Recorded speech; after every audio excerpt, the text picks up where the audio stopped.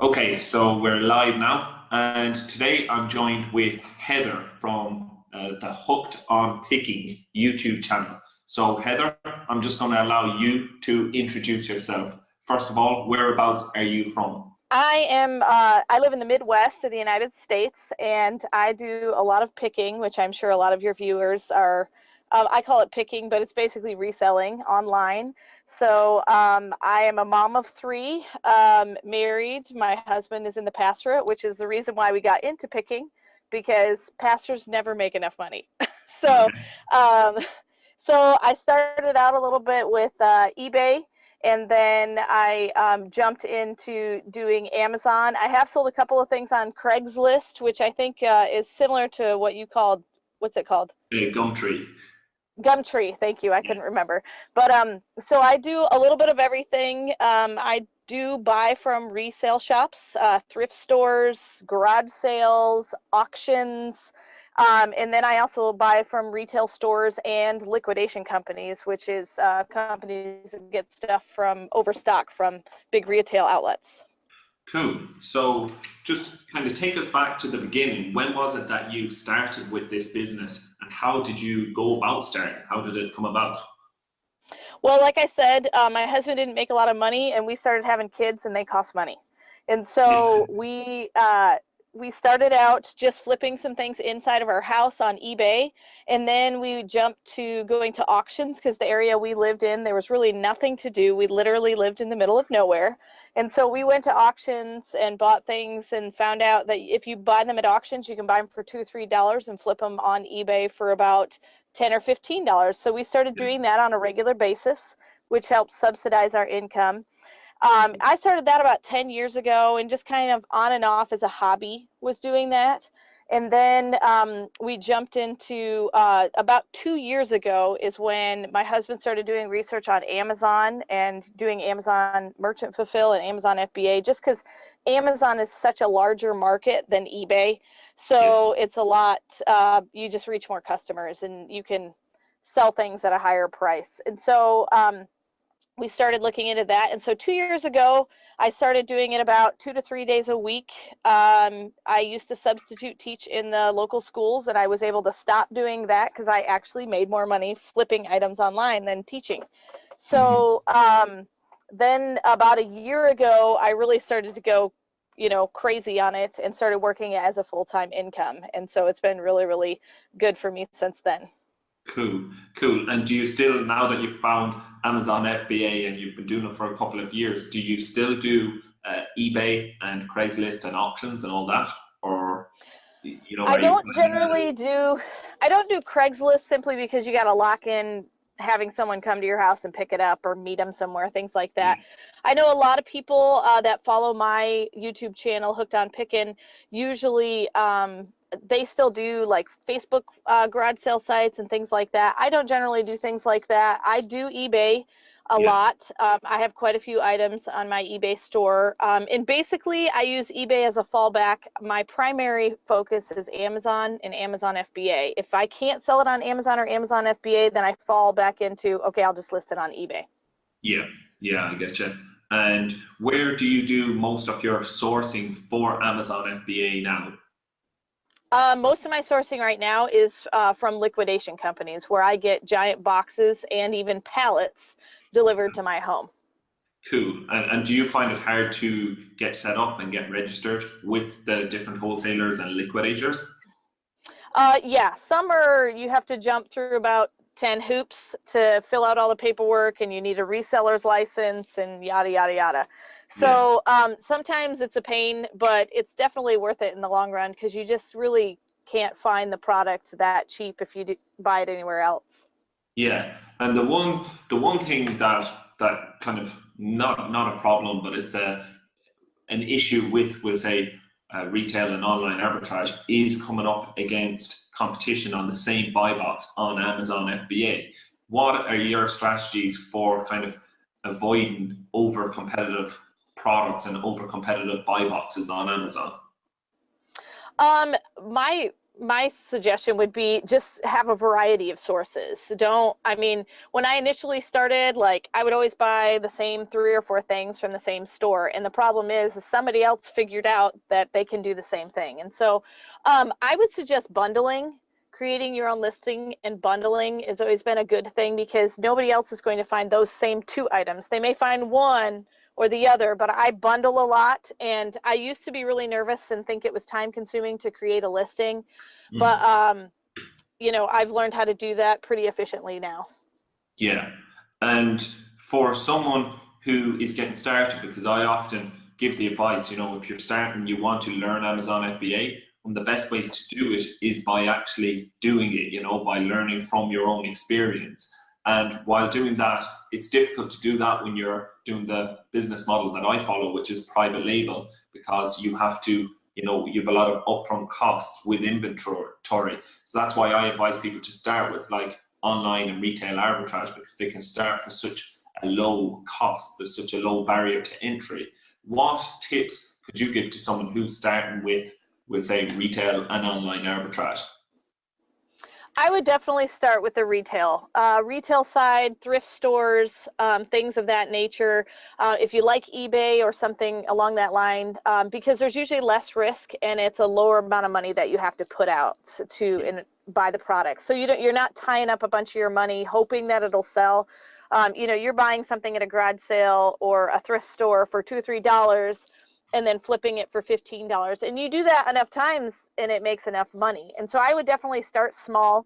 I have a separate bank account for my business. So once I started doing that a lot, I eventually got to the point where I could buy $1,000 pallets and $1,000 boxes. And then you can start really making the big bucks because, you know, you've earned the money and built it up. Exactly, yeah. And I've just, you know, checked out a few of your videos, and as we were speaking beforehand, you do a lot of your purchasing now, or a lot of your unboxing videos at least, from bulk.com.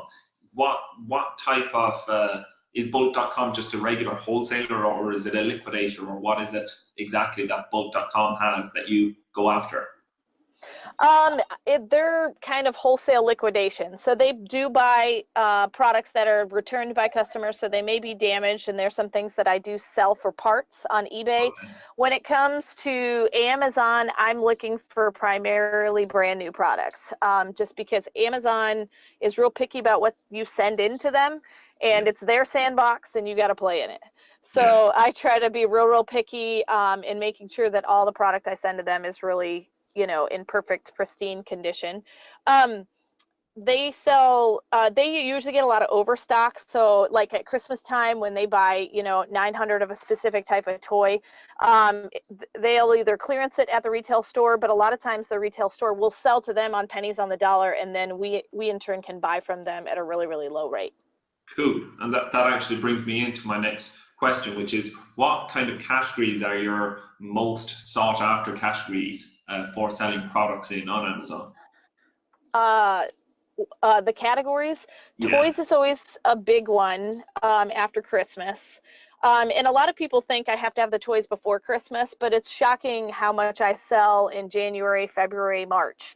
And so because I can just simply get the things so cheap, you know, I'm buying Barbies for $2 types of things. So, and they're selling online for 15. And when you got 10 of them, that's a lot of money. So, toys has always been a really good seller. I'm currently ungated is what it's called, when you're allowed to sell in a specific category that not everybody is allowed to sell in. I've really opened up health and beauty. And the nice thing is, the longer you're on Amazon, if there's something that's restricted, I just simply click the request approval box. And since I have a good seller history, a lot of times I'm immediately approved for that category. Yeah, And yeah, so, I've noticed that as well. And literally anything that I click for approval on anymore, it gets immediately approved, which is something that wasn't the case back a year or two ago, you know? Yeah, you used to have to jump through a lot of hoops, and there are still specific brands where pretty much unless you have permission directly from that company, you're not allowed to sell. And I think it's just their way of keeping third seller parties out of their ring. Yeah. But for the most part, you can get approval for things that you were restricted on. Some of the newer sellers might not be able to right away, but in 6 months they might be able to. Yeah, and I've noticed, like, I started selling on Amazon back in 2013, and I've noticed so many different changes since then. And even recently, I've just put together, a video series showing the updates and the changes that I've noticed in 2018. What are the biggest changes that you've noticed with the business that you run on Amazon? What are the biggest changes that you've noticed with Amazon in recent years? Well, the biggest one that hurts my pocketbook is the fee structure. So Okay. they have lost their mind when it comes to charging fees around Christmas time. So when you have to send stuff in November, December, I mean, you're paying crazy fees. And so I'm really, really careful what I leave in the warehouse. I signed up about a year ago to get automatic, if my item is there longer than 6 months, once it hits that 6-month mark, I have it shipped back to me Yeah. immediately, because then I can That's a put it long-term on stuff. eBay, make a large lot, so I'm not paying those long-term storage fees. But that's the biggest thing that I've noticed right from the get-go. Yeah, yeah, that's the way. Even with private label, you can't have products that are sitting in Amazon's warehouse more than 6 months, because it just doesn't become profitable. Doing that. And do you have your own warehouse, or where do you do most of your kind of bundling and preparing your products for Amazon? I currently work out of 200 square feet in my home, so it's Okay, tiny. But okay, I have a shed out back that I keep some things that are like, it doesn't matter climate control wise because it's not heated. But I'm yeah, actually getting ready to build a 20 by 30, maybe 20 by 40 detached garage in my side yard that will be exclusively for my business, just because I want to reclaim portions of my home. Because if you've ever watched any of my unboxing videos, you notice I'm standing in my dining room. And so I okay. want to stop taking over my house every time I need to do an unboxing video. So that's my next biggest step. And we've actually talked to a contractor about doing that because my income has gotten high enough to pay for it. Cool, cool, good stuff. And is it just you that works full time on this business, and do you get help from others, or is it you and your husband that are both doing this? My husband helps me do the videos, Yeah. as you can see, and occasionally he likes to go picking, but for the most part, I'm the one who buys everything and Cool. lists everything and ships everything. My 8-year-old daughter likes to put labels on, but Okay. as far as people outside of my home, no, it's primarily me running the business on my own. Cool, cool. And I know we mentioned this in the last kind of take we took of this video, but I want you to tell the story again. Your biggest flip, because I love hearing these stories. There's so many different products you can flip, but I want to hear your story about what's your biggest flip, the most profit you've made on a flip. My biggest flip and the most surprising flip that I had is we live near an Air Force base, and there's a guy that buys basically their liquidation or wholesale. Anytime that they get new product, he has a bunch of office supplies, things like that. But I found a giant pallet-sized box of gas masks. And I knew exactly what they were when I saw them because I was in the military for 8 years and had to use them myself. And so the neat thing was I was able to purchase each one of these gas masks for $10. And the nice thing with that guy is I was able to barter with him. And Okay. so $10 a piece. And I ended up flipping them on Amazon and eBay for around $300 a piece. And they were Yeah. various different sizes. And one thing I didn't mention in the last time we've recorded this is that they also came with voice amplifiers that you clip onto the front, which I was able to flip for around $50 a piece as well. And so Cool. I bought the gas mask and the amplifier for $10 a piece. And so it also came with the filter canister, but we weren't allowed to ship that one because it was considered hazmat Yeah, because of the yeah. chemicals in it. So, Cool. but And yeah, were so you that able? was my biggest one. What? Cool. And you said there about Amazon. Were you able to flip these on Amazon as well as eBay? Yes, I flipped the voice amplifiers on eBay, and then I was able to flip the gas masks on Amazon. Cool. And do you notice with eBay, because you obviously sell on it a lot more? I used to sell on eBay a good bit, years back, but like yourself, once I started selling with Amazon FBA, I kind of got the bug and focused primarily on Amazon. But do you notice that eBay, I'm not sure if it's that the volume isn't there, that the customers aren't there as much as they used to be, or do you find that demand has gone down on eBay for different products over the last few years, that Amazon has kind of took over in a lot of different markets? Obviously, the second-hand products is going to be bigger on eBay, but have you noticed that Amazon have took a lot of the customer base away from eBay? Yeah, I definitely think Amazon is the big man on campus, so to speak. They have the majority of the customers. I have found when I sell on eBay, I sell worldwide now. They have a global shipping program, but I primarily do not use that. I just do calculated shipping, and so if I ship it to the next state over or I ship it overseas, they calculate based on what I weigh it for. But I think when people shop eBay, they are thinking bargain prices. It's like going garage sailing for them. When people shop Amazon, they're thinking more like, I'm going to a high-end store and I want the convenience of getting it shipped to my door. Yeah, I get you. Yeah, I've noticed that as well, and I sell a lot of my, would say, returns even in bulk on eBay, whereas when I list them new products, they just sit there, Yeah. Like I could sell 1,000 units for every 1 unit on eBay that I sell on Amazon, so. Oh yeah, I agree. But cool. I'm going to bounce around now with a question. Accountancy, do you have a way to kind of keep your accounts in check? Do you do your own bookwork with Excel, or do you use kind of a third-party software to do that? I used to actually do my own work on Excel, but that is a time sucker. And when you want to make money in this business, time is basically your moneymaker. And so that's primarily why we both, I think, switched to Amazon FBA, because it saves time and you can get more product out there. Exactly. Although eBay has become a lot easier to list on than it used to be. But I use a program called Inventory Lab. Which actually ties directly to my Amazon account. Unfortunately, it does not tie to my eBay account, so I just have to keep basic books on my eBay stuff. But I use a separate banking account, which helps me, like when it comes to doing taxes at the end of the year and things like that, helps me itemize out how much I spent on product, how much I spent on supplies, things like that.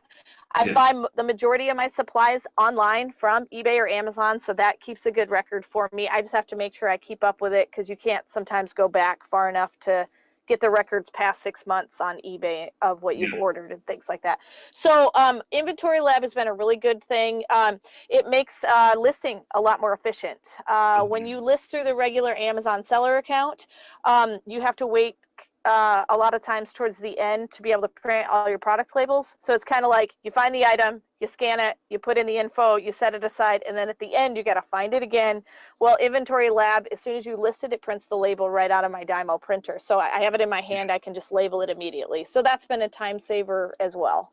Yeah, cool. That's a great tip for anyone getting started, because like that, there are so many different softwares now that you can use on Amazon, and I'm constantly getting asked, what softwares that I use, and like that, it's hard to know kind of what people need with all the different softwares. Right. This one does have a charge, though. It is a subscription-based software. Okay. So that's something that probably, if you're brand new into it, you probably want to wait a little while till you got your income level up. Yeah, I think like retail online arbitrage, they can all be done with no software. You can simply do it with even, just the Amazon app, just scanning in your items like that to get started. And it's often the easiest way, because if you start with a load of overheads, your focus isn't on where it should be, which should be probably just sourcing products from the start. Right. Yeah, cool. Well, thanks a million for coming on today, Heather, for coming on twice, because we shot this twice. Thank you for your time. And if you could just let us know a bit about your channel, so that anyone who's interested in finding out more about you and what it is that you do, they can check it out. I'll put a link in the description, but if you just want to give us a closing note on what they can expect from your channel. Sure. I do a lot of unboxing videos, kind of the treasure hunter's dream. What do I find? What do I flip? I don't put everything that I flip on there, but I put the majority of things I flip on there. I have a lot of how-to videos where I do screenshots of how to use the Like I have a 3-part series on all the different aspects of the Amazon seller app, which if you're starting out is a really, really good one to look at. Yeah. And so I do a lot of how to, if you want to learn how to pick, I think looking at your channel and my channel, you're going to find a video that's going to tell you how to do some aspect of flipping and reselling online. And so I would just encourage you to peruse the channel. I don't have a bazillion videos, but I have a lot, and pretty much I do a video on what I wish I knew when I started. So exactly, that's 100% what I do as well. And my channel is mainly about private label now. You know, whereas when I was starting, I was talking a lot more kind of about reselling and, you know, things like that. But your channel definitely, I've seen your unboxing videos. It will give a lot of insight even into the type of products for people to look out for. I find that's one of the big things with reselling. It's knowing what to look out for. Everyone can go into the same thrift store, but different people will be dragged in different areas, you know, and it's knowing what to look for when you go in there. That's what's gonna, you know, make the difference. But thanks a million for coming on, Heather, and I look forward to speaking to you again soon, and the best of luck in the future. Okay, great, thanks. Cool.